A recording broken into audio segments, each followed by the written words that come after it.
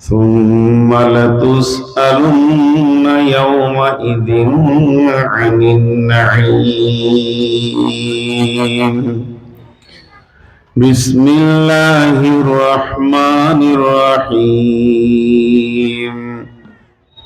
أفلا يعلم إذا بعثر ما في القبور وحصل ما في الصدور إن ربهم بهم يومئذ لخبير.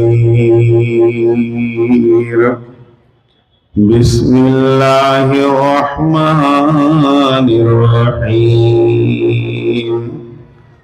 وإذا القبور بعثرت. بسم الله الرحمن الرحيم. من أي شيء خلقه؟ من نطفة خلقه فقدر ثم السبيل يسر ثم أماته فأكبر. শ্রদ্ধেয় সুযোগ্য আজকের সভার সভাপতি, উপস্থিত সামনে আমার দিনদার ইমানদার মুমিন ভাই সকল এবং পর্দা থেকে সুন্নেওয়ালি মুমিনা মা ও বোনেরা,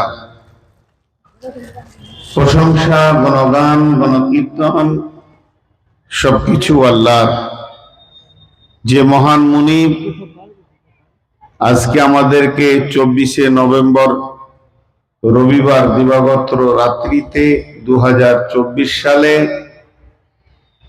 মাদ্রাসা টালবাঙ্গরা দারুল উলুমে বিভিন্ন এলাকা থেকে এনে তার উন্নতি কল্পে জালসাতে বসিয়ে রেখেছেন যিনি, তিনি আমাদের মাবুদ। সেই মহান মুনিবের দরবারে আমরা একবার শুকরিয়া করি, আলহামদুলিল্লাহ। দরুদ ও সালাম বর্ষিত হোক আখিরি পয়গম্বর নবী মুহাম্মদুর রাসূলুল্লাহ, সকলে জোরে বলি নবী মুহাম্মদুর রাসূলুল্লাহ সাল্লাল্লাহু আলাইহি সাল্লামের উপর। আল্লাহুম্মা আমিন, আল্লাহুম্মা সাল্লি আলাইহি, আল্লাহুম্মা বারিক আলাইহি। মুহতারাম ভাই ও আজিজ ও বুজুর্গ দোস্ত, গ্রন্থ মুকুট আল কোরআনের কয়েকটি আয়াত তেলাওয়াত করেছি এবং তা স্বল্প সময়ে, অতি অল্প সময়ে কিছু বলে সমাপনী দিব, যদি আমার মাবুদ আমাকে তৌফিক দেন তো। ওমা তৌফিকি ইল্লা বিল্লাহি আলাইহি তাওয়াক্কালতু ওয়া ইলাইহি উনীব। আমি আমার বক্তব্যকে শুরু করার আগে ছোট ছোট 2-3টি কথা বলবো, ছোট ছোট, 1-2 মিনিটে হয়ে যাবে। এই যারা দাঁড়িয়ে আছে, বাপজি আমার, সোনা আমার, ভাই বন্ধু, আল্লাহর গোলাম, রসুলের উম্মত, যত রকম মিষ্টি করে বলছি, বসে যাও। এই সামনে যারা দাঁড়িয়ে আছো বসো, হয় বসো না হয় খসো, হয় বসো না হয় খসো।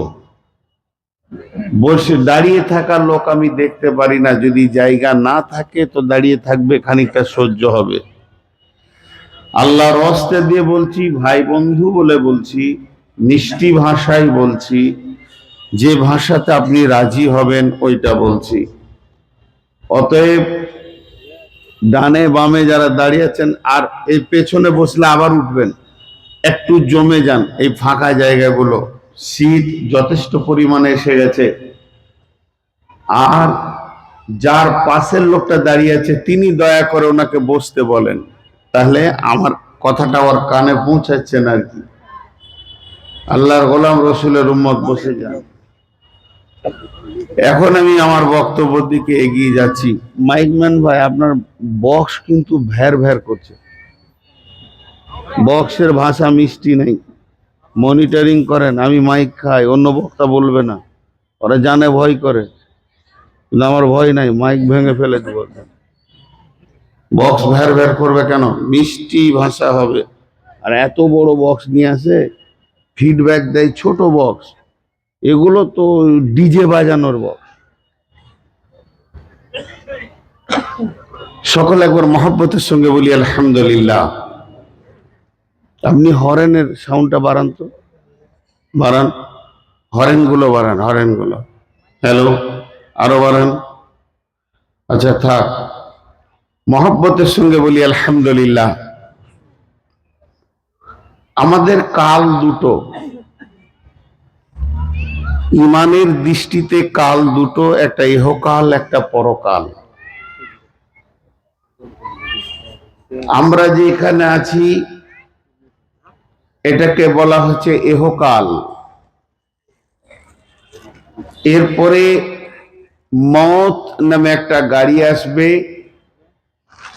অন্য কোনো গাড়ি পরকালে নিয়ে যেতে পারবে না আপনাকে আমাকে। মওত যেদিন আসবে সেদিন নিয়ে চলে যাবে পরকালে। এখন মানুষ মওত থেকে বাঁচতে চাইছে, একদিন মানুষ মওতকে ডাকবে। কোরআন বলছে ডাকবে, চিল্লিয়ে ডাকবে। এখন যদি আমার পেটে ব্যথা উঠে, মা বোনদেরকে একটু বলছি আপনারা ধ্যান দেন, আমি আল্লাহর উপরে ভরসা করে বলছি, কিছু একটা আপনারা পাবেন, আঁচলে বেঁধে নিয়ে যাবেন। আমি টালবাংড়া মাদ্রাসাকে ভালোবাসি, প্রকাশ্যে বলছি, এবং এখানে এসে নিজের মতো করে থাকি। সেই সুবাদে আপনারা আমার মা, আপনারা আমার বোন, কিংবা আমি আপনাদের বাপ, আমি আপনাদের বেটা, একটু ধৈর্য ধরেন আর আমার ভূমিকাটা মাত্র 2-5 মিনিট শোনেন, কাজ হবে। তো আমার পেটে যদি এখন ব্যথা উঠে আমি চিল্লাবো, আমার ছেলে চাইবে কি করে উপশম হয়, বেঁচে যায়, প্রাথমিক মেডিকেলে নিয়ে যাবে, জবাব হবে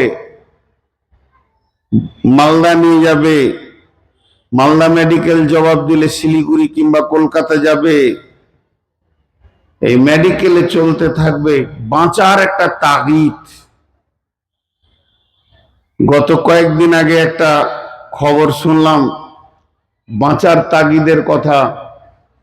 বাংলাদেশে একটা লোক পাগলার মতো ঘুরে বেড়াচ্ছে, উচ্চ শিক্ষিত ছেলে। তাকে জিজ্ঞেস করা হলো তোমার এই অবস্থা কেন? বলছে ভাই লঞ্চে বসেছিলাম, গভীর রাত্রে লঞ্চ ডুবে গেল, আমার পাশে আমার স্ত্রী ছিল, তাকে হারালাম, 2 সন্তানকে হারালাম, আমার একটা কোলে 1.5-2 বছরের বাচ্চাকে নিয়ে আমি ভাসতে শুরু করলাম। এমন একটা সময় আমি পিতা হয়েও ছেলের কাছে হেরে গেলাম, তাকে ছেড়ে দিতে হলো। জানি না তাদের সমাধি কোথায় হয়েছে, তারা কোথায় পৌঁছিয়েছে, তাদের লাশও দেখলাম না। আমি যখন 2.5 বছরের ছেলেটাকে নিয়ে পানির সঙ্গে যুদ্ধ করছিলাম মৃত থেকে বাঁচার জন্যে, অনেকক্ষণ পর আমি আস্তে আস্তে মওতের কাছে হেরে গেলাম, বাচ্চাটাকে ছেড়ে দিতে হলো। এইগুলো হচ্ছে মওত থেকে বাঁচার তাগিদ। কিন্তু যে মানুষটা এই মওত থেকে বাঁচার তাগিদে বাঁচলো, আল্লাহ তাবারাক ওয়া তাআলা ওই মানুষটার জন্য বলছে এরকম করে ডাকবে, মওত আয়, মওত আয় আয়। মওতকে ভালো লাগবে কেন? মওতকে ডাকবে কেন? মওত আই এ কথা বলবে কেন? ওয়া আম্মা মান উতিয়া কিতাবাহু ওয়ারা জাহরিহি ফাসাউফা ইয়াদউ সুবুরা। যখন কিয়ামতের মাঠে বাঁ হাতে সার্টিফিকেট পেয়ে যাবে, পিঠের দিকে আল্লাহকে দেবেন অন্ধকারে, তখন ও বুঝে নেবে যে আমি কোথায় যাচ্ছি। তখন ও মওতকে ডাকবে। মওতকে ডেকে কি লাভ হবে? ও ধারণা আমি ছিলাম আব্বা মা ভাই বোন ছেলে পিলে জমি জায়গা সম্পদের মাঝে, মত ওখান থেকে আমাকে টেনে নিয়ে চলে এসছে এই কিয়ামতে ময়দানে। আরেকবার যদি মত আসে তাহলে জাহান্নাম থেকে সরিয়ে আরেক দেশে নিয়ে চলে যাবে। এই ধারণায় সে মতকে ডাকবে, ইয়াদউ সুবুরা। আল্লাহ চ্যালেঞ্জ দিয়ে বলছে ওয়াইয়াসলা সাঈরা, মত জীবনে আর আসবে না, তুই জাহান্নাম যাবি। আজকে মানুষের কাছে টাকা চাইতে হচ্ছে দেন, 2000 করতে গিয়ে আর 500টা টাকা দেন, 2000 দেন, 10,000 করতে খালি এমনি করছে। কোরআনে বলছেন সূরা হাদীদে একদিন সর্বস্ব দিতে চাইবে কিন্তু কবুল হবে না। ফালিয়াউমা লা ইউখাযু মিনকুম ফিদিয়াতুন ওয়ালা মিনাল্লাযীনা কাফারু মাওয়াকুমুন নারু ফাবিইসাল ফালিয়াউমা লা ইয়াখুযু মিনকুম ফিদিয়াতুন ওয়ালা মিনাল্লাযীনা কাফারু। আল্লাহ তাবারক ওয়া তাআলা বলছেন তাদের কাছ থেকে কোন রকম কোন কালেকশন গ্রহণ করা হবে না। কখন দিতে চাইবে? যখন জাহান্নামের আগুনে দাও দাও করে জ্বলবে। কি ব্রেন দিয়ে কথা বলবে তারা? তারা বলবে আল্লাহ, জমি জায়গা ঘর বাড়ি মা বাপ ভাই বন্ধু সমস্তকে ছেড়ে চলে এসেছি, সেগুলো তো তোমার কাছে আছে, ওগুলো নিয়ে নাও, দে আমাকে বাঁচাও। আল্লাহ বলবে ফালিয়াউমা লা ইউখাযু মিনকুম ফিদিয়াতুন, তোমাকে সময় দেওয়া হয়েছিল তখন দাওনি, এখন তুমি সর্বস্ব দিলে আমি নিব না। আন্দানি বলবে, আম্বানি বলবে, টাটা বলবে, বিল্লা বলবে, সব দিয়ে দিব, আল্লাহ বলবে লিব না। জি ভাই, এটা হলো ইহকাল, সামনে আছে পরকাল। ইহকালের সূচনা শুরু হয়েছে মায়ের পেট থেকে, ইহকালের সমাপনী হবে জানাজার খাটকে দিয়ে, বিদায় ঘোষণা করে দেবেন। আর পরকাল শুরু হবে কবরকে দিয়ে, পরকাল শেষ হবে জান্নাতে গিয়ে, জান্নাতে গিয়ে, জান্নাতে গিয়ে, জান্নাতে গিয়ে। পরকাল শুরু হয়েছে কবরকে দিয়ে, পরকাল শেষ হবে জান্নাতে গিয়ে।